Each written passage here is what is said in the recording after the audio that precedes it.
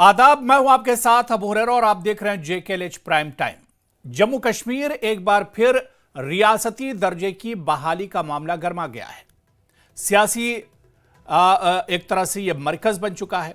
कांग्रेस ने अचानक जंतर मंतर पर धरना देकर रियासती दर्जा बहाल करने का मुतालबा किया तो सियासी हलकों में जम्मू कश्मीर में हलचल मच गई है। बीजेपी ने इसे सियासी चाल करार दिया और कहा कि रियासती दर्जा अब कोई बड़ा मसला नहीं।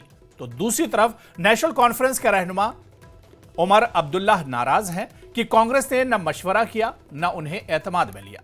उधर कांग्रेस के वकार रसूलवानी ने तंजन कहा कि नेशनल कॉन्फ्रेंस इख्तिदार के मजे ले रही है, रियासती दर्जे का मसला भूल गई है, जबकि बीजेपी की प्रिया सेठी ने दोनों जमातों पर यानी नेशनल कॉन्फ्रेंस और कांग्रेस पर आवाम को गुमराह करने का इल्जाम लगाया है। ऐसा लगता है कि जैसे जम्मू कश्मीर का रियासती दर्जा अब एक सियासी हथियार बन चुका है, एक ऐसा इशू जिस पर हर जमात अपनी सियासत चमकाना चाहती है। मगर आवाम के दिल में एक ही सवाल है कि क्या हमारी शिनाख्त सिर्फ सियासी नारा बनकर रह गई है या इस पर वाकई में पूरी ईमानदारी के साथ काम हो रहा है? क्या जम्मू कश्मीर में जब रियासती दर्जे को लेकर इंतखाबात के वक्त सभी पार्टियों ने रियासती दर्जा स्टेटहुड को अपना मुद्दा बनाया था, लेकिन आज इस पर आवाज बटी हुई क्यों है? या क्या वाकई में कांग्रेस ने इस पूरे इशू को एक तरह से हथिया लिया है और कांग्रेस इस इशू को उठाने में एक तरह से कामयाब रही है? आज इसी को हम जेकेएलएच प्राइम टाइम में समझने की कोशिश करेंगे। We're not here to boo. We're not here to beg. It is our right as Indians.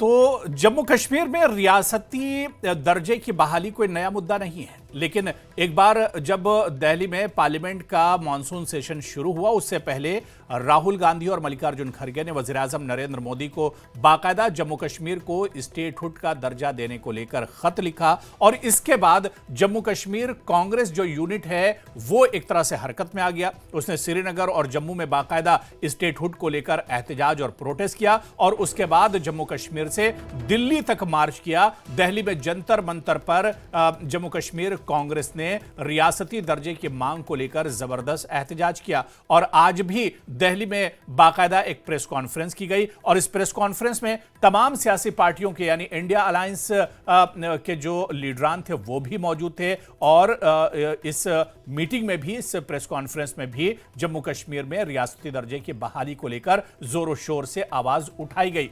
लेकिन इस रियासती दर्जे को लेकर जिसकी पहल एक तरह से अब मौजूदा वक्त में कांग्रेस ने की है, इसमें क्या वाकई में नेशनल कॉन्फ्रेंस या पीडीपी जैसी जो पार्टियां हैं वो पिछड़ गई हैं या बीजेपी इसे महज एक ड्रामा बता रही है? बीजेपी कह रही है कि ये तो कोई इशू ही नहीं है क्योंकि प्रधानमंत्री नरेंद्र मोदी पहले ही इसका वादा कर चुके हैं और सही वक्त पर सही समय पर यह वादा पूरा किया जाएगा। जम्मू कश्मीर को यूटी से एक बार फिर से स्टेटहुड का दर्जा मिलेगा यानी रियासती दर्जा बहाल किया जाएगा। लेकिन दूसरी तरफ आप देखिए कि सीएम उमर अब्दुल्ला का यह बयान कि इस इतने बड़े इशू पर कांग्रेस ने उन्हें कॉन्फिडेंस में नहीं लिया, उनके साथ कोई बातचीत नहीं हुई और उनसे मशवरा तक भी एक तरह से नहीं लिया गया और इसी पर हम चर्चा करेंगे। बहुत खास मेहमान हमारे साथ जुड़ रहे हैं। बहुत जल्दी अपने मेहमान का मैं आपसे तारुफ करा देता हूं। मेरे साथ जावेद हसन बेग साहब हैं जो कि नेशनल कॉन्फ्रेंस जम्मू कश्मीर के एमएलए भी हैं बारामूला से और सीनियर लीडर हैं, वो हमारे साथ जुड़े हुए हैं। जावेद हसन बेग जी, सर बहुत इस्तकबाल है आपका न्यूज़ 18 जेकेएलएच में। मैं जावेद हसन बेग जी सर शुरुआत यहीं से करना चाहूंगा कि क्या नेशनल कॉन्फ्रेंस रियासती दर्जे का जो इशू है उसको उठाने में इस वक्त एक तरह से नाकाम हो गई? क्योंकि नेशनल कॉन्फ्रेंस ने तो इसी मुद्दे को सबसे बड़ा मुद्दा बनाकर चुनाव लड़ा था जब असेंबली के चुनाव हुए थे, लेकिन अब कांग्रेस के साथ तो नेशनल कॉन्फ्रेंस कहीं नजर नहीं आ रही है इस पूरे इशू में। देखिए, जहां तक नेशनल कॉन्फ्रेंस का ताल्लुक है, जब 2025 में जो 2024-25 का जो असेंबली इलेक्शन हुआ जी, उसमें उसके बाद हमने यहाँ एक हुकूमत बनाई है जिसकी सरबराही हमारे उमर साहब कर रहे हैं और पहली ही कैबिनेट मीटिंग में हमारी कैबिनेट ने एक रेजोल्यूशन पास किया कि रियासत का दर्जा बहाल किया जाए। तो ये कहना कि ये किसी ने हाईजैक करने की कोशिश की है, हो सकता है ऐसा सच भी हो, लेकिन ये हमारी हुकूमत ने जो पहला ही रेजोल्यूशन पास किया था वो कैबिनेट का रेजोल्यूशन था जो स्टेटहुड बहाल करने का था। उसके बाद में आज तक जितनी भी मुलाकातें ऑनरेबल चीफ मिनिस्टर साहब की और ऑनरेबल प्राइम मिनिस्टर साहब के दरमियान हुई हैं, या ऑनरेबल चीफ मिनिस्टर साहब और ऑनरेबल होम मिनिस्टर साहब के साथ हुई हैं, या ऑनरेबल चीफ मिनिस्टर जिस मिनिस्टर से भी मिले हैं, या जब भी ऑनरेबल प्राइम मिनिस्टर साहब कश्मीर के दौरे पर आए हैं, तो हर एक प्लेटफार्म जो भी मैसर रहा है हमारे चीफ मिनिस्टर साहब को, उन्होंने स्टेटहुड का इशू उस पे रेज किया है। और फिर असेंबली के अंदर भी हमने इस पे रेजोल्यूशन लाया कि जम्मू कश्मीर में असेंबली का जो ये जो स्टेटहुड है इसका दर्जा बहाल किया जाए। तो नेशनल कॉन्फ्रेंस इसको हुकूमती सतह पर भी और सियासी सतह पर भी और एक इंस्टीट्यूशनल जो एक मैकेनिज्म है, एक असेंबली का इंस्टीट्यूशन हमारा है, उसके जरिए भी इस मसले पर भी है। तो ये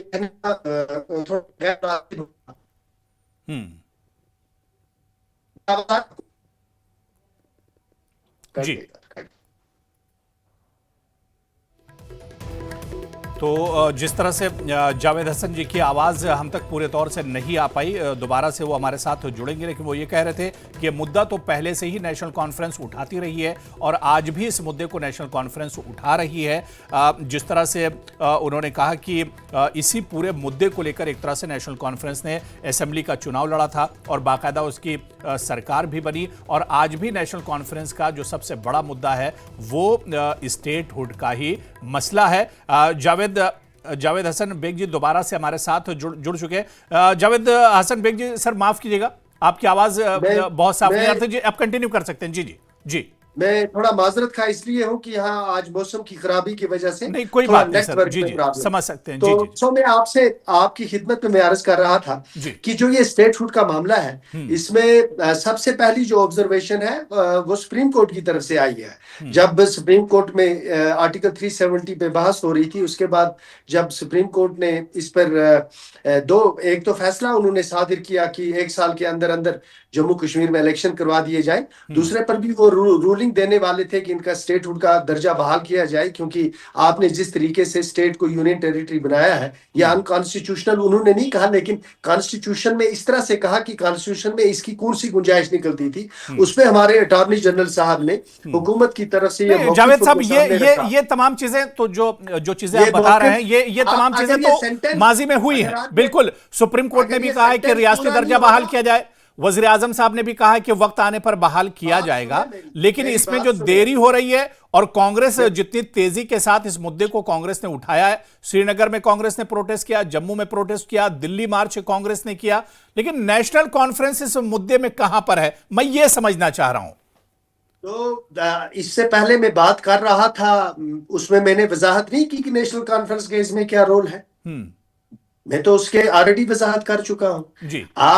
मैंने आपके शो में ये नहीं कहा कि हमने सबसे पहले कैबिनेट के थ्रू ये फैसला किया, उसके बाद मैंने ये आपसे अर्ज नहीं किया कि हमारे तो अब आप लोग इंतजार कर रहे हैं, अब आप इंतजार कर रहे हैं कि अब ये केंद्र की तरफ से होगा, सेंटर की तरफ से नहीं। ये तो एक सुप्रीम कोर्ट की क्लियर कट डायरेक्शन है, ऑब्जर्वेशन है कि जम्मू कश्मीर में रियासत का दर्जा बहाल करें।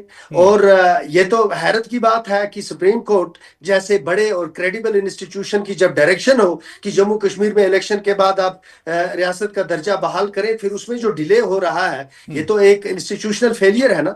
तो लिहाजा ये कांग्रेस है। जी जी, जावेद साहब, उमर अब्दुल्ला साहब ने कहा कि इस मामले पर कांग्रेस ने उन्हें एक तरह से कॉन्फिडेंस में नहीं लिया। उन्हें तो पेपर से पता चला, अखबार देखकर पता चला कि कांग्रेस इतना बड़ा एहतजाज और प्रोटेस्ट कर रही है। दूसरी तरफ आप देखिए कि इस पर कांग्रेस के एक लीडर का बयान आया कि उमर अब्दुल्ला तो अब अपनी सरकार में मस्त हो गए, वो तो अब इख्तिदार के मजे ले रहे हैं, उन्हें अब स्टेटहुड या अब इसकी कोई एक तरह से अब परवाह नहीं है इस इशू की। नहीं, देखें, कांग्रेस के किस आदमी ने ये बात कही है, आप भी उसका नाम नहीं जानते, मैंने भी उसका नाम नहीं सुना है, लिहाजा ऐसे आदमियों की क्या ऐसे आदमियों की बात पे क्या तबसरा किया जाए जिसका नाम भी आपको मालूम नहीं और ना मुझे मालूम है। नहीं, मुझे नाम पता है। नहीं नहीं, जहां मुझे तक मुझे कांग्रेस की मुझे उनका नाम पता है, मैं नाम बता भी सकता हूं क्योंकि जहां उनका तक बयान चल कांग्रेस रहा की है। नेटवर्क 18 पर देखें, उन्होंने बयान भी दिया है, न्यूज उमर 18 पर। साहब वकार रसूल वानी का यह बयान है कि उमर साहब उमर अब्दुल्ला को जहां कोई तक परवाह नहीं है स्टेटहुड की, वो तो उमर सत्ता का मजा ले रहे हैं। उमर साहब का जो कांग्रेस के साथ राब्ता है वो हाईएस्ट लेवल पर है, वो सोनिया जी की लेवल पर है, वो राहुल गांधी साहब की लेवल पर है। तो लिहाजा वो जो उनके वहाँ हमारे लीडर ऑफ द ऑपोजिशन है राज्यसभा में उस लेवल पर है। इसलिए जब कांग्रेस ने पिछली बार चिट्ठी लिखी थी ऑनरेबल प्राइम मिनिस्टर साहब को कि जम्मू कश्मीर का दर्जा बहाल कर दिया जाए, उसमें उमर साहब ने उनका शुक्रिया भी अदा किया है। सो हम जो उमर साहब ने ये कहा होगा कि कांग्रेस की हाईएस्ट लीडरशिप ने उनको जो ये कांग्रेस इस वक्त दिल्ली में कर रही है इसमें उनको कॉन्फिडेंस में नहीं लिया है, इसको उसी हद तक रहने देना चाहिए। और अगर कोई शख्स ये कहता है कि वो हुकूमत का मजा ले रहे हैं, मेरा अंदाजा है ये वो एमएलए साहब होंगे जिनके खिलाफ नेशनल कॉन्फ्रेंस के एक एमएलए ने इलेक्शन जीता है। जाहिर सी बात है उनको गुस्सा है कि जिस तरह हमने बाकी जगहों पर कांग्रेस को ये 5 सीटें जितवाने में रोल अदा किया है, उनको दुख इस बात का है कि उनको हमने सीट क्यों नहीं छोड़ी। बहरहाल अगला इलेक्शन है, उस वक्त वो उमर साहब से दरखास्त कर सकते हैं अब ये तो आप लोगों का देखिए, ये तो आप लोगों का अंदरूनी मामला है क्योंकि आप लोग इंडिया ब्लॉक के साझेदार और अलायंस का हिस्सा भी हैं, आप लोग कहीं ना कहीं इत्तेहादी भी हैं और अब इस मसले पर एक साथ नहीं, ताज्जुब इस पर हो रहा है। मैं दोबारा से आता हूं जावेद हसन बेग साहब। मेरे साथ इस वक्त एक और बहुत खास मेहमान advocate Aditya Gupta ji, youth president हैं जम्मू कश्मीर पीडीपी के, वो हमारे साथ जुड़े हुए हैं। आदित्य गुप्ता जी, आपका भी बहुत स्वागत है न्यूज 18 जेकेएलएच पर। आदित्य गुप्ता, क्या जो स्टेटहुड का मुद्दा है, क्या आपको भी लगता है कि कांग्रेस ने इस इशू को एक तरह से भुना लिया है या वो भुना रही है इस इशू को? क्योंकि अभी भुना तो नहीं लिया है क्योंकि अभी स्टेटहुड मिला नहीं है, लेकिन जिस तरह से जोरों शोर से कांग्रेस इस पूरे इशू को उठा रही है, क्या पीडीपी इसमें पीछे रह गई? आप लोग पीछे रह गए?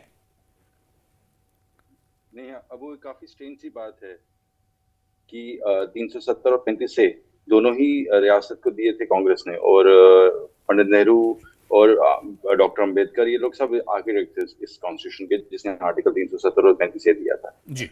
आज उसको भुलाकर उसके लिए जंग लड़ी कांग्रेस ने, जब एक नैरेटिव सेट किया जा रहा था पूरे देश में कि आर्टिकल 370 से की वजह से मिलिटेंसी है, आर्टिकल 370 रीजन है जिस वजह से जम्मू कश्मीर की तरक्की नहीं हो रही है। जब ये नैरेटिव सेट हो रहा था तो कांग्रेस चुप रही है, और आज कांग्रेस उस चीज को एक नॉर्मलाइज करके स्टेटहुड की अपनी जो डिमांड को आगे लेकर आ रही है, because they have basically field.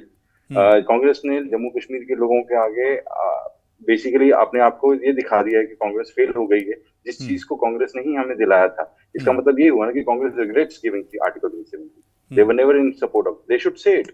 एक ही बारी उठ के करा साहब को उठ के कहना चाहिए कि वो नहीं मानते 370 आना चाहिए, नहीं आना चाहिए 35 से। गुलाम हसन मीर साहब को कहना चाहिए, जम्मू में रमन भल्ला साहब को कहना चाहिए, दे शुड से इट।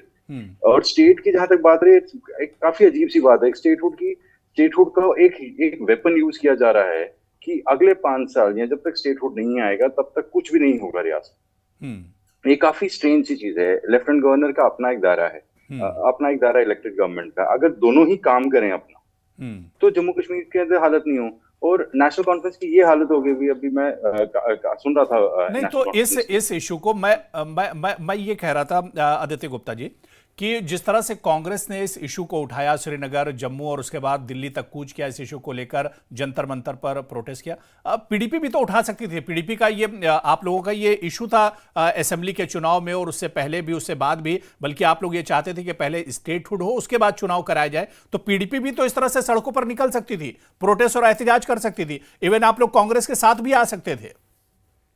देखिए, इस टाइम पे अगर आप देखेंगे तो स्टेटहुड जो है वो एक कैमोफ्लेज की तरह इस्तेमाल किया जा रहा है। आप इस टाइम पे अगर आप सड़कों पे उतरे, इस टाइम पे आप ये रियलाइज नहीं कर रही है कांग्रेस या नेशनल कॉन्फ्रेंस कि इस टाइम पे unemployment rate all time high है, ड्रग मेनेस हुआ है, माइनिंग माफिया है, रिजर्वेशन का इशू है, इस टाइम पे आपकी रिक्रूटमेंट में प्रॉब्लम आ रही है। ये सब कुछ तो लोगों के बेसिक इश्यूज हैं, बिजली के इश्यूज हैं, पानी के इश्यूज हैं। नेशनल कॉन्फ्रेंस इसे कहां उठा रही है? मैं आदित्य गुप्ता जी यही तो समझना चाह रहा हूं कि नेशनल कॉन्फ्रेंस इसे कहां उठा रही है? इसे तो कांग्रेस उठा रही है, और इस पर तो उमर अब्दुल्ला नाराज भी है। कांग्रेस उठा नहीं जी, नहीं, जी। कांग्रेस उमर अब्दुल्ला साहब देखें, हाँ। अगर आप इसकी हिस्ट्री देखें पिछले 9 महीने की, जी, जी। 9 महीने में 8 महीने से जितने गुलदस्ते और जितनी पाम ग्रीजिंग सेंट्रल गवर्नमेंट की उमर साहब ने की, वो किसके लिए की है? उनको स्टेटहुड चाहिए। हम्म। कांग्रेस ने इस महीने में उठ के वहां चले गए दिल्ली। हम्म। उमर साहब का नाराज होना कि आप नहीं देख सकते वो क्यों हो रहे हैं। वो नाराज इसलिए हो रहे हैं क्योंकि वो उनको लगता था कि वो फ्लैग बियरर थे। फैक्ट तो ये है कि ये एजेंडा जो है ये बीजेपी का एजेंडा है, स्टेटहुड। हम्म। बिकॉज स्टेटहुड के ऊपर की दायरे में ही आर्टिकल 370 और 35A की बात को खत्म किया जाए। सिर्फ गवर्नेंस की जो है, जो आपके अपने इख्तियार है, मतलब जैसे अगर नॉर्थ ईस्ट मतलब की मैं तरह हिमाचल के अंदर राइट्स हैं, आदित्य स्पेशल गुप्ता राइट्स आपके यहाँ से, वो तो आदित्य सब कुछ गुप्ता छोड़ दिया जी जा रहा है ना। आदित्य गुप्ता जी, जी। मतलब आपके कहने का मतलब यह है कि यह मिली भगत है एनसी और कांग्रेस की, 370 पर बात ना हो और इस तरह से बेरोजगारी या उमर अब्दुल्ला की सरकार जो काम नहीं कर पा रही, इस पर, इन इश्यूज पर चर्चा ना हो, यह मिली भगत है एनसी और कांग्रेस की। मैं इसका जवाब लूंगा। मेरे साथ आरएस पठानिया जी, बीजेपी एमएलए भी है और स्पोक्स पर्सन भी है, हमारे साथ चर्चा में जुड़ गए, उनका भी स्वागत कर लेता हूं। और उसके बाद आदित्य गुप्ता जी, अब बात रखिए, जो सवाल, जो चीज आप कह रहे थे कि दरअसल आपको यह मिली भगत लग रही है एनसी और कांग्रेस की। पावर में बैठे हुए हैं, काम कोई और चीज नहीं है। हर चीज का आर्गुमेंट क्या है? स्टेटहुड नहीं है। हर चीज का आर्गुमेंट ये है, स्टेटहुड नहीं है। और स्टेटहुड के एवज में जो आपने जम्मू कश्मीर के लोगों को कॉम्प्रोमाइज किया, आपको मिला क्या है? सरकार, कांग्रेस और एनसी की सरकार को मिला क्या? कोई बिजनेस रूल्स नहीं है।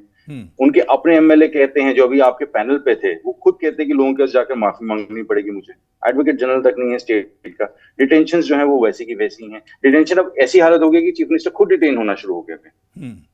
ये this is all that they have got. Because अगर उनके पास लोगों का मैंडेट है, लोगों का काम करना है, आप लोगों का काम कीजिए। That is also the priority of it.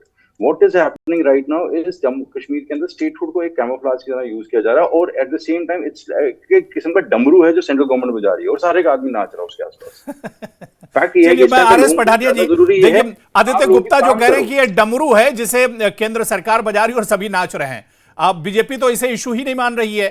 और आदित्य गुप्ता ये कह रहे हैं कि बीजेपी का काम, दरअसल इस तरह का जो प्रोटेस्ट किया जा रहा है, इससे बीजेपी का काम आसान हो रहा है। अब जो मुद्दा 370 या 35A का था वो दब गया। जी अबू जी, आपसे पिछले दिन भी मैं इसी विषय पे डायरेक्ट जुड़ा था जी। बिना विषय के, बिना एजेंडे के, बिना ही किसी एक लॉजिक के कांग्रेस ने एक देशव्यापी कार्यक्रम बना के ये नया तमाशा खड़ा करने की कोशिश की है। मैंने कहा आश्वस्त रहें जम्मू कश्मीर के लोग, और जम्मू कश्मीर के लोग ये जानते हैं, ये मानते हैं और ये समझते भी हैं कि जम्मू कश्मीर रियासत है और जम्मू कश्मीर रियासत ही रहेगा। अच्छा पठानिया जी, अच्छी बात यह कि जो बात आप कह रहे हैं ना कि ये ड्रामा, इसे पीडीपी भी इसे ड्रामा ही मान रही है, आदित्य गुप्ता भी इसे ड्रामा मान रहे हैं। जी जी जी, मैं वही आपको बता रहा हूं कि ये ड्रामेबाजी कांग्रेस मत करे। कांग्रेस को पूछना है, मैं फिलहाल कांग्रेस और नेशनल कॉन्फ्रेंस दोनों जो इंडिया अलायंस के गठबंधन है, मैं पूछना चाहता हूं कि नेशनल कॉन्फ्रेंस जो कि धारा 370 जी में पावर, वॉइस थोड़ा सा कट के आपकी आ रही है। जी जी, क्लियर वॉइस नहीं आ रही। वापसी के विरुद्ध है कि नहीं? हाँ ठीक है, कंटिन्यू कीजिए। जी जी जी जी जी, तो एक second, let me try with this.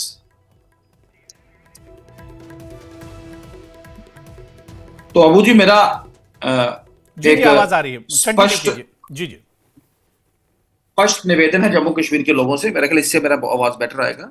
Sorry, मैंने आपको इंटरव्यू एक सेकंड के लिए। हाँ, अब मेरे ख्याल से मेरा वॉइस प्रॉपर है। बिल्कुल बिल्कुल जी, क्लियर आ रही है आवाज, कंटिन्यू कीजिए। हाँ जी, सॉरी, मैंने आपके 10-20 सेकंड लिए।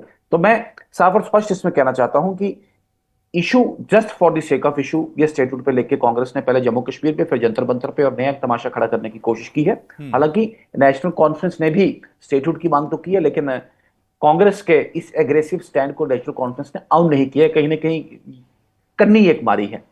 और तो और कांग्रेस के जितने भी इंडिया अलायंस के जो अलायंस के बाकी भी घटक दल है, उन्होंने भी कांग्रेस के कैंपेन को डायरेक्टली सब्सक्राइब नहीं किया। टोटली कभी एक इशू, कभी दूसरा इशू, कभी तीसरा इशू के ऊपर कांग्रेस ने पार्लियामेंट को स्टॉल करने की कोशिश की है। मैं पूछना चाहूंगा इंडियन नेशनल कांग्रेस, उसके एजेंडालेस, विजनलेस, डायरेक्शनलेस लीडरशिप से कि आप कृपा करके डिफाइन करें, प्लीज डिफाइन, प्लीज, कि आप किस विषय पे देश की पार्लियामेंट को चलने नहीं दे रहे। किसानों के विषय, एससी के विषय, एसटी के विषय, गरीबों के विषय, पुअर के विषय, बीपीएल का विषय, आप लेट एवरीबॉडी प्लीज एक्सप्लेन। अगर बिहार की समरी रिवीजन की बात करते हैं, हमने बात साफ और स्पष्ट कही है कि सिर्फ भारतीय नागरिक को ही भारत में वोट डालने का अधिकार है। Very sweet and very simple. अगर इलेक्शन कमीशन क्रॉस चेकिंग करके इसमें एक अपना समरी रिवीजन करता है तो आपको परेशानी क्यों है? आप एक नॉन इशू पे पार्लियामेंट को 3 दिन से स्टॉल कर रहे हैं। एक नॉन इशू पे आपने एक देशव्यापी आंदोलन बना के खड़ा कर दिया। और सबसे पहले आपने सर्जिकल स्ट्राइक को क्वेश्चन किया।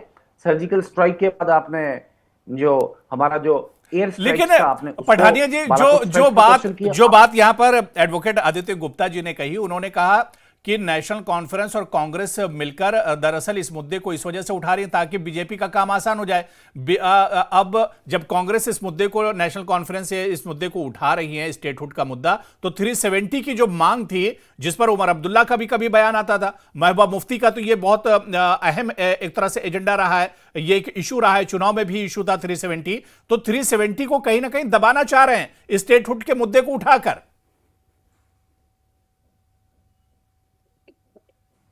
देखें, आपने ठीक कहा। एवरी लोग जानते हैं, दुनिया में भी और मानते हैं, और नेशनल कॉन्फ्रेंस भी इसे भली भांति जानती है कि article 370 is now a dead letter, it is a part of history. Article 370 अब वापस आने वाला नहीं है। इस धारा 370 की वापसी की बात करना मुंगेरी लाल के हसीन सपने देखने के बराबर है। तो नेशनल कॉन्फ्रेंस और बाकी पॉलिटिकल पार्टीज ये कम से कम जम्मू कश्मीर के लोगों को ये सपने दिखाने का काम बंद करें और they should call spade a spade, directly अपने बात पे आए, अपने विषय पे आए। और ये जो मिसलीडिंग की राजनीति, गार्डन पाथ, सब्ज बाग दिखाने, सिर्फ दिखाना, सिर्फ प्रॉमिस करना, लेकिन होना कुछ नहीं, मिलना कुछ नहीं उससे जी, ये जम्मू कश्मीर ने बहुत झेला है, जम्मू कश्मीर ने बहुत सफर किया पिछले कुछ दशकों में इस ब्रांड ऑफ पॉलिटिक्स को। हम इस ब्रांड ऑफ पॉलिटिक्स के उठ के बाहर निकले और आखिरकार एक नए जम्मू कश्मीर की एक कल्पना, एक उसका इमेजिनेशन, एक आदित्य गुप्ता जी, देखिए अब आरएस पठानिया जी कह रहे हैं अब 370 पर बात करना तो एक तरह से फजूल है। 370 तो वो कहते हैं कि अब वो तो तारीख का हिस्सा हो गया है।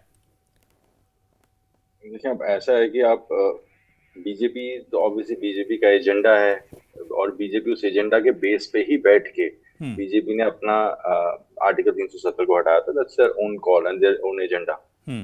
लेकिन फैक्ट ये भी है कि बीजेपी का एजेंडा 1950 से चल रहा था एंड दे टू गुड, उनका अपना स्वीट टाइम लगा था उनको इस चीज को अचीव करने में, and it's a continuous fight. हम अपनी बात आगे रखना चाहते हैं। It's not a end of the story. हमारी स्पेशल राइट्स हैं, आर्टिकल 370 हमें देना ही थी। आपको बीजेपी के जम्मू की लीडरशिप को ये भी बात एक्सप्लेन करनी चाहिए जब ये बोलते हैं कि आर्टिकल 370 उसके तहत आए हुए हक अगर इस तरीके नाकाजे हैं उनके लिए, वो नहीं बर्दाश्त कर सकते, तो महाराजा बहादुर नहीं तो दिए थे ये। तो महाराजा हरि सिंह की किस लिए वो इतनी तारीफ करते हैं? अगर महाराजा हरि सिंह के दिए हुए ही स्टेट सब्जेक्ट कानून को वो इस तरीके से बेखौफ होकर कहते हैं कि वो गलत थे। तो लेकिन ये कहने की बात कि एंड ऑफ द डिबेट है, I don't agree with it. It's a political journey and it's a political and democracy in any case एक बैटल ऑफ आइडियाज है। और हमारा आइडिया जो है, हम अपने आइडिया को अपनी जगह पे हम कन्फेस करते रहेंगे और लोगों तक लेके जाते रहेंगे, और आप अपनी जगह लेते हैं। Rest the time will tell. चलिए, मेरे साथ एक और बहुत खास मेहमान सुहेल बुखारी जी, जो कि कांग्रेस मीडिया पैनलिस्ट है, वो भी हमारे साथ जुड़ गए। सुहेल बुखारी जी, आपका बहुत इस्तकबाल है न्यूज़ 18 जेकेएलएच में। मेरी आवाज सुहेल बुखारी जी आ रही है? जी बिल्कुल आ रही है, बहुत शुक्रिया। सुहेल बुखारी जी, स्टेटहुड के मुद्दे को कांग्रेस जम्मू कश्मीर से निकालकर दिल्ली तक ले गई, पार्लियामेंट के बाहर आप लोगों ने प्रोटेस्ट और एहतजाज किया, लेकिन इसे शक की नजर से देखा जा रहा है। कोई सियासी पार्टी जम्मू कश्मीर की कह रही कि कांग्रेस ने इस मुद्दे को एक तरह से हथिया लिया है, कोई ये कह रही कि माइंड डाइवर्ट करने के लिए ये इशू उठाया जा रहा है। किस तरह से देखा जाए इस पर? जो सियासत हो रही है, अब जो सियासी बयानबाजी जो हो रही है, उसे किस तरह देखा जाए? देखिए, कोई भी सियासी पार्टी हो, उसका काम क्या होता है कि जो उनके लोग हों, जिनको वो रिप्रेजेंट करने का दावा कर रहे हों, उनके एहसासात और जज्बात को वो उभारे, वो जो चाहते हैं, उनके जो हुकूक हैं, उनको वो दिलाने के लिए मशक्कत करे और स्ट्रगल करे।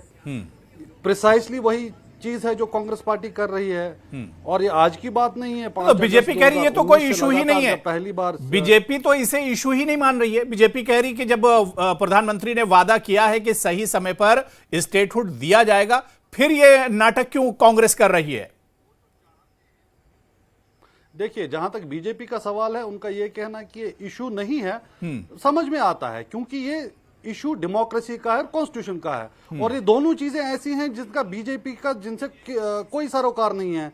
वो तो उनके डीएनए में ही है, आरएसएस के डीएनए में ही है कि यहाँ कॉन्स्टिट्यूशनलिज्म नहीं चलेगा, यहाँ डेमोक्रेसी नहीं चलेगी, यहाँ आरएसएस का मुखपत्र चलेगा, यहाँ मनुस्मृति चलेगी, यहाँ गोडसे का हिंदुस्तान बनेगा। तो वो ऐसा कहें कि ये इशू नहीं है तो समझ में आता है, लेकिन तथ्य ये हैं, लेकिन कि जम्मू सोहेल कश्मीर की बुखारी आवाम जी, पिस रही सोहेल है, बुखारी उनके जी, हुकूक का मामला है। आपके साथ अपने इंडिया ब्लॉक के जो इत्तेहादी वो भी तो नहीं है। नेशनल कॉन्फ्रेंस आपके साथ इस सपोर्ट नहीं कर रही है, पीडीपी आपके साथ नहीं खड़ी है, तो आप बीजेपी को चलिए ठीक है उसे अलग छोड़ सकते हैं, लेकिन नेशनल कॉन्फ्रेंस भी तो आपके साथ इस मुद्दे पर नहीं आई, पीडीपी भी आपके साथ नहीं आई, आप अकेले तनहा हैं। या इस मुद्दे के साथ कांग्रेस जम्मू कश्मीर में अपनी खोई हुई जमीन तलाश कर रही है, सच्चाई क्या यही है? देखिए, आपने एक स्टेटमेंट दिया है, और मैं उम्मीद करूंगा कि एक रिस्पॉन्सिबल जर्नलिस्ट होने के नाते आपके पास इसका कोई सोर्स होगा। आप बोल रहे हैं कि बाकी पार्टियां हमारे साथ इस मुद्दे पे नहीं है, ये किस बेसिस पे आप बोल रहे हैं? उमर अब्दुल्ला का बयान है, दे रहे हैं, ये तो उमर अब्दुल्ला ने कहा है कि मुझे कॉन्फिडेंस में नहीं लिया गया। क्या बोला? उमर अब्दुल्ला ने कहा, उमर अब्दुल्ला ने कहा कि मुझे इस बारे में तो पेपर से पता चला कि कांग्रेस इस तरह का प्रोटेस्ट करने जा रही है, एहतजाज करने जा रही है, मुझे तो कॉन्फिडेंस में लिया नहीं गया। ये बयान भी हम आपको सुना सकते हैं उमर अब्दुल्ला का, अगर आप सुनना चाहें तो मैं ये बयान सुना सकता हूं। नहीं, बात सुनिए, प्रोटेस्ट क्यों हो रहा है? प्रोटेस्ट हो रहा है जम्मू कश्मीर के आवाम के हुकूक की बाजाबी के लिए, प्रोटेस्ट हो रहा है रेस्टोरेशन ऑफ स्टेटहुड के लिए। इस मुद्दे पे नेशनल कॉन्फ्रेंस भी यही बोलती है, पीडीपी भी यही बोलती है। ये जो आप लैंग्वेज का इस्तेमाल कर रहे हैं कि आप अकेले ये कर रहे हैं, बाकी इंडिया ब्लॉक के लोग आपके साथ नहीं है, तो सीधे सीधे आप बीजेपी की बैटिंग कर रहे हैं। 2 दिन पहले पार्लियामेंट शुरू होने से पहले इंडिया ब्लॉक की दिल्ली में मीटिंग हुई, उसमें जो मुद्दे बताए गए कि जिनको लेके हम इस पार्लियामेंट के इशू में इस बार बात करेंगे, उसमें जम्मू कश्मीर का जल्द अज जल्द अपना हक वापस करने की भी बात हो रही है। मैं ऑन रिकॉर्ड कह रहा हूं, बेस्ड ऑन जो कुछ मैंने सुना है, जहां तक स्टेटहुड का मामला है, जहां तक जम्मू कश्मीर के आवाम के हुकूक की बात है, everybody is on the same page. ये सिर्फ बीजेपी और बीजेपी के जो माउथ पीसेस हैं, वो ये गलतफहमी और झूठ फैला रहे हैं कि इस मामले को लेकर अलग हैं। हम सब जो भी जम्मू कश्मीर के आवाम के जज्बात और एहसासात की तर्जुमानी करने का क्लेम करेगा, everybody is on the same page. Congress BJP इस मुद्दे पर भटका रही है, बीजेपी इस मुद्दे पर गुमराह कर रही है, बीजेपी इस मुद्दे पर गुमराह कर रही है। लेकिन मैं बहुत छोटा सा रिएक्शन आदित्य गुप्ता आपसे ले लेता हूं, क्या पीडीपी आप लोग साथ में है इस इशू पर कांग्रेस के? एब्सोल्युटली नॉट, बिल्कुल नहीं। मैंने आपको पहले भी बात बोली कि फैक्ट ये है कि जब कांग्रेस ने ये प्रोटेस्ट करी है, कहीं ना कहीं मुझे लगता है कि कांग्रेस भी इस बात को लेजिटिमाइज कर रही है, जो हम कह रहे हैं कि नेशनल कॉन्फ्रेंस जैसे लेजिटिमाइज कर रही है कि जो बीजेपी का एजेंडा है, they want the statehood should be the only discussion point. आपने स्पेशल राइट्स, आर्टिकल 370 से कनेक्टेड राइट्स, आपके लैंड राइट्स, आपके जॉब राइट्स, आपने वो वाला एजेंडा तो बिल्कुल ही छोड़ दी। कांग्रेस ने करना था, व्हाई नॉट इंक्लूडेड दीस?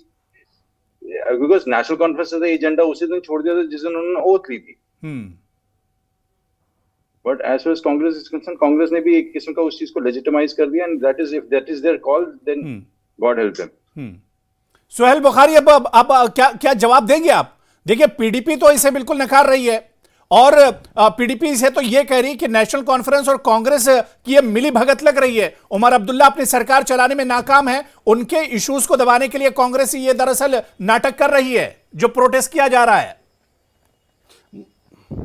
मुझे तो लगता है कि there is some kind of confusion, क्योंकि कल ही हमने 2 दिन पहले जम्मू कश्मीर में पीडीपी के एक नेता ने कोई एक बयान दिया था जो कि सिमिलर लाइंस पे था, और उन्होंने जो कांग्रेस कर रही है उसके तनाजुर में कुछ बयान दिया था। लेकिन फिर हमने देखा कि पीडीपी के हेडक्वार्टर से ये कह रही है, सोहेल बुखारी जी, पीडीपी ये कह रही है कि 370 पर कांग्रेस अपना क्लियरिफिकेशन क्यों नहीं देती है? कांग्रेस 370 पर कहां खड़ी है? किस चीज पे? 370 पर, आर्टिकल 370। देखिए, आपको पता होना चाहिए कि जहां तक जम्मू कश्मीर के लोगों के हुकूक हैं, जी, सबसे पहला स्टेप जो है वो ये है कि यहां की स्टेटहुड रेस्टोर हो। जब यहां की स्टेटहुड रेस्टोर होगी, जब यहां के चुने हुए नुमाइंदों को वो हक मिलेगा कि वो अपनी लोगों के लिए कानून साजी करे, उसके बाद दर्जा बदर्जा आप आगे बढ़ेंगे। जहां तक 370 की बात है, आपको पता है कि जब ये गवर्नमेंट ऑफ इंडिया ने जो कुछ किया, उसके बाद वो सुप्रीम कोर्ट चला गया, सुप्रीम कोर्ट ने उस पर मोहर लगा दी। चलिए ठीक है। बोला कि आरएस पठानिया किया गया आरएस पठानिया अब देखिए, सोहेल बुखारी ये कह रहे हैं कि ये प्रोटेस्ट बहुत अच्छे से चल रहा है, लेकिन बीजेपी भटका रही है। दरअसल में बीजेपी जहन को भटकाने का काम कर रही है। मैंने कहा ये तो जम्मू कश्मीर को रियासत को लेके एक बात की गई है कांग्रेस से। ओवरऑल कांग्रेस एक एजेंडालेस, विजनलेस और एक डायरेक्शनलेस एक पॉलिटिकल पार्टी के तौर पे चल रही थी। हाँ, ये शोर बड़ा करते हैं, ये तमाशा बड़ा करते हैं, ये मजमा बड़ा लगाते हैं, लेकिन छोटी सी कमी है कि जनता को इसमें बिल्कुल लीस्ट इंटरेस्ट है। शायद इसीलिए इनके नेता ने रिकॉर्ड बनाया है मैक्सिमम नंबर ऑफ डिफीट्स का। नहीं, श्रीनगर श्रीनगर जम्मू और जंतर मंतर पर तो प्रोटेस्ट तो जबरदस्त हुआ है। पठानिया जी आपने भी देखा होगा। जी, मैं अब इनके कार्यकर्ता इकट्ठे करके ले जाए वहां, तो वो शोरगुल करें तो बात कुछ हो रहा है। Public is not impressed, one part. Secondly, India alliance जो है वो अपने आप में उनमें कोहेरेंस नहीं है। एंड थर्डली, पब्लिक इस चीज से इम्प्रेस है कि प्रधानमंत्री भागे जा रहे हैं। संसद का सत्र है जहां उनको जवाब देना है, प्रधानमंत्री भाग रहे हैं। इस चीज से पब्लिक इम्प्रेस्ड है, इसी चीज से पब्लिक इम्प्रेस्ड है कि प्रधानमंत्री भाग रहे हैं, प्रधानमंत्री भगोड़े हो गए हैं, संसद में उनको आना नहीं है। इस चीज से लोग, इस चीज से जनता बड़ी प्रभावित है। आप अपनी शब्दावली, अपनी वोकेबुलरी ठीक करें। 25 बार बोल चुके हैं कि हमने डरा के सीजफायर करवाया। इस चीज से जो है जनता बड़ी इम्प्रेस्ड है। मैंने आपको इंटरप्ट नहीं किया माय डियर सर। प्रधानमंत्री भगोड़े हो गए, इस चीज से जनता बड़ी इम्प्रेस्ड है। यही कांग्रेस की प्रॉब्लम है। आप जोर जोर से बोलते हैं, आपको सुनने वाला कोई नहीं, आपका टेकर कोई नहीं, आप बार बार रिजेक्ट एनसी के नाम पे आप जोर जोर से बोलेंगे क्योंकि हम जो बात कर रहे हैं वो हक की बात है। हम कम से कम बोलते तो हैं, आप तो भाग रहे हैं। प्रधानमंत्री तो कहीं दिखते नहीं है, प्रधानमंत्री तो भाग जाते हैं। आपकी बैंक हम तो बोलते हैं, प्रधानमंत्री भाग जाते हैं। आपने टोटल प्रधानमंत्री भगोड़े हो गए हैं, वो संसद में आते नहीं है जहां उनको जवाब देना है। उनको जवाब देना है कि पहलगाम अटैक क्यों हुआ, उनको जवाब देना है कि ऑपरेशन सिंदूर में क्या हुआ, उनको जवाब देना है कि ट्रंप क्यों 25 बार बोल चुके हैं कि मैंने इनसे सीज़फायर करवाया। भगोड़े हो गए प्रधानमंत्री भगोड़े हो गए, प्रधानमंत्री भगोड़े हो गए। विरोध है, जनता की बात करें। वाइस प्रेसिडेंट से क्यों इस्तीफा मंगवाया, वाइस प्रेसिडेंट धनखड़ जी से क्यों इस्तीफा मंगवाया। कॉकस से बाहर आए, आपने ककून से बाहर आए, आपने कॉकस से बाहर आए, खुल के बात करें। मैंने कहा जम्मू कश्मीर रियासत था, रियासत ही रहेगा। किन्हीं कारणों से जम्मू कश्मीर को एक इंटरवीनिंग पीरियड के लिए, ब्रीफ पीरियड के लिए, और जैसा हमने बार बार संसद के पटल पे कहा, हमने सुप्रीम कोर्ट को भी कमिट किया है कि एट एन एप्रोप्रिएट टाइम, और वो एप्रोप्रिएट टाइम जल्द आएगा, जम्मू कश्मीर रियासत बनेगा। आप झूठे हैं, प्रधानमंत्री झूठे हैं, उन्होंने झूठ बोला है। इस इंटरवीनिंग पीरियड में भी बीजेपी झूठी है, अगर जम्मू कश्मीर झूठी बना तो वाकई में इसका हमें रिजल्ट कोई भरोसा नहीं करता। इस देश में आपकी बात का कोई भरोसा नहीं करता। यहाँ का प्रधानमंत्री ने बार बार झूठ बोला है, ओवरऑल जो प्रधानमंत्री ने बार बार झूठ बोला है। भाजपा झूठी पार्टी है। यहाँ का करप्शन का जो ओवरऑल जो माहौल था, यहाँ पे ट्रांसपेरेंसी, यहाँ पे अकाउंटेबिलिटी, और सबसे बड़ी बात है कि जम्मू कश्मीर ने सेंस ऑफ सिक्योरिटी, बिल्कुल, ये ना सिर्फ भारतीय जनता पार्टी में हम लोग सबसे अनएम्प्लॉयमेंट में हम लोग सबसे ऊपर आ गए हैं। सिक्योरिटी का आप लोगों ने बेड़ा गर्क कर दिया है, बल्कि इंटरनेशनल प्लेयर्स जिसको मानते हैं कि वर्चुअली जम्मू कश्मीर में बहुत बड़ी गिरावट सब मानते हैं। ट्रंप भी मानते हैं, ट्रंप भी मानते हैं, ट्रंप भी मानते हैं। I want to put a question to सुन ले मेरी बात, सुना अब आप चर्चा बुखारी से सुन ले मेरी बात। अरे सुनिए, आपने फजीयत करवाई है, आपने फजीयत करवाई है पूरी दुनिया में हमारी। आपने पूरी आपने फजीयत करवाई है पूरी दुनिया में हमारी, भारतीय संविधान में इंटरनेशनल कम्युनिटी हमारी तरफ देखती है और बोलती है कि किस टाइप का देश है। ट्रंप ने 25 बार झाड़ा है मोदी जी को, बोला है कि मैंने डरा कि सीजफायर कराया। क्या बात आप करते हैं? अनएम्प्लॉयमेंट में हम सबसे ऊपर पहुंच गए हैं, अनएम्प्लॉयमेंट में सबसे ऊपर पहुंच गए हैं। सिक्योरिटी के नाम पे आपने बेड़ा गर्क कर दिया जम्मू कश्मीर का। उधर दिल्ली में बैठ के झूठ बोलते हैं, संसद में आपसे सवाल करने आते हैं तो भगोड़े हो जाते हैं। शर्म कीजिए, शर्म कीजिए, ठीक है, शर्म कीजिए। देखिए कांग्रेस ने एक पहल की है। कांग्रेस स्टेटहुड के मुद्दे को जम्मू कश्मीर से जंतर मंतर तक, दिल्ली जंतर मंतर तक लेकर आई है। कांग्रेस की इस आवाज का कितना असर होगा आने वाले दिनों में? कांग्रेस जो ये जद्दोजहद कर रही है इसका कितना असर होगा, ये देखना भी बहुत अहम होगा। मैंने काफी समय दिया सोहेल बुखारी जी आपको भी और आरिस पठानिया जी आपको भी, आप दोनों का बहुत बहुत शुक्रिया हमारे साथ जुड़ने के लिए। लेकिन कांग्रेस के इस जद्दोजहद का, इस सियासत का आने वाले दिनों में क्या कुछ असर होगा, यह देखना भी बहुत अहम होगा। जेकेएलएच प्राइम टाइम में आज फिलहाल इतना ही। आदाब।